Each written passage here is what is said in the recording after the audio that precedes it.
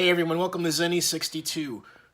Earlier this year, Reuben Foster was in court because his girlfriend had accused him of felony domestic violence. That was the charge the district attorney initially laid out. He was found not guilty on that claim because she lied about it. It was also found that the same girlfriend was trying to extort him out of a great deal of money. They had an on-again, off-again relationship for 3 years. Instead of leaving her, as it turns out, because of what happened this morning, really last night, he's been with her. And so here are the San Francisco 49ers, his employer, within the National Football League, of course also his employer, are playing the Tampa Bay Buccaneers. Tampa's in Florida, so he stays with her during a work game and gets into trouble before the game and winds up in jail because, again, of a charge she makes against him for, you guessed it, felony domestic violence.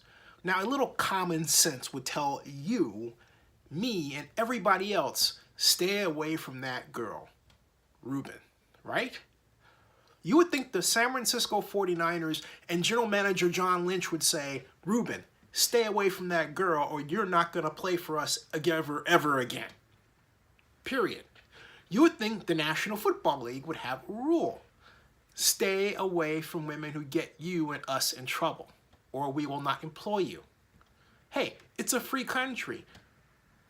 But just because it's a free country doesn't mean the NFL has to put up with that situation. But the NFL can change the situation.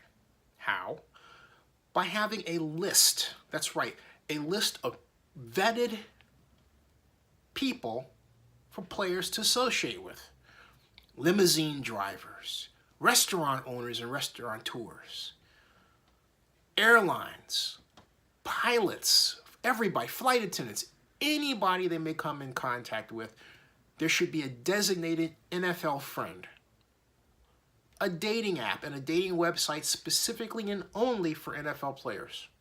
So that the women who would come up who want to date an NFL player will be vetted by the National Football League so the NFL knows the character, the kind of woman that the player is going to wind up dating.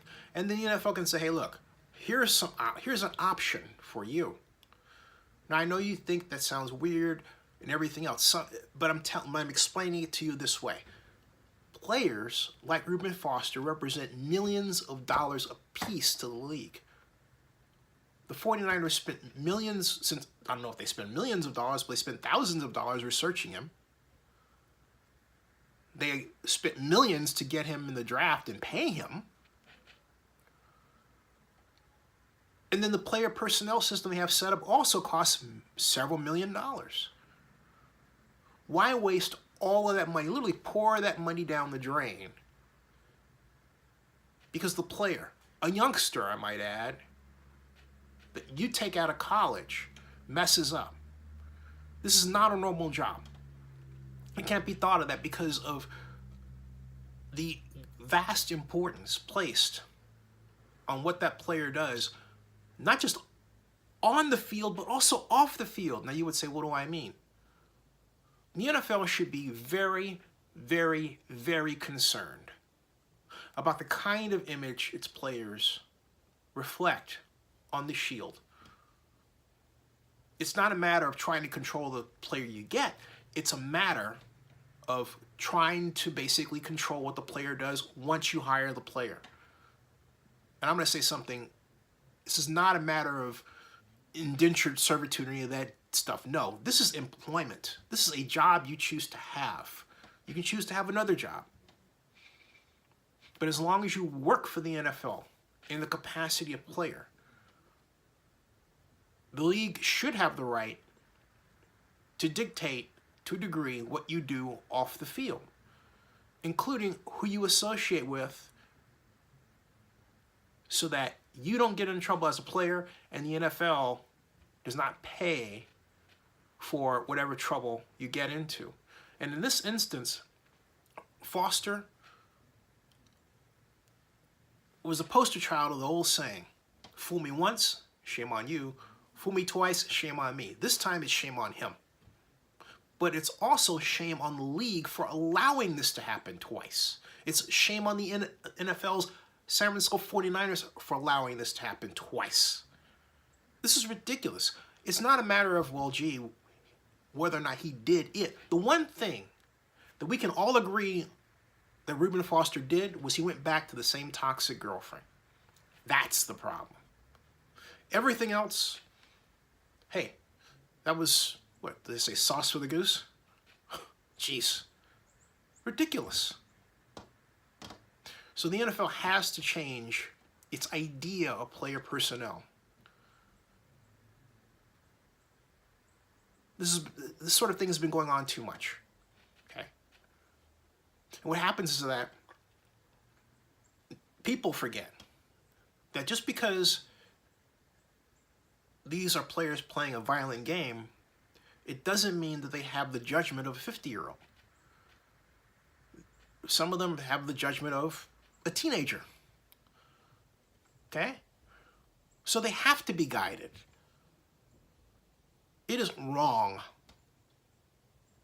to take a person out of college or take them out of an environment they're used to, and in many cases low-income African American, all right, and then just splash them into a whole new brand new environment, which is mostly white, from the management perspective, well-moneyed, different education, different communication, and expect them to swim. Okay? That's wrong, and that happens in a lot of cases. And so the league needs to set up a system whereby it understands who the player is hanging out with.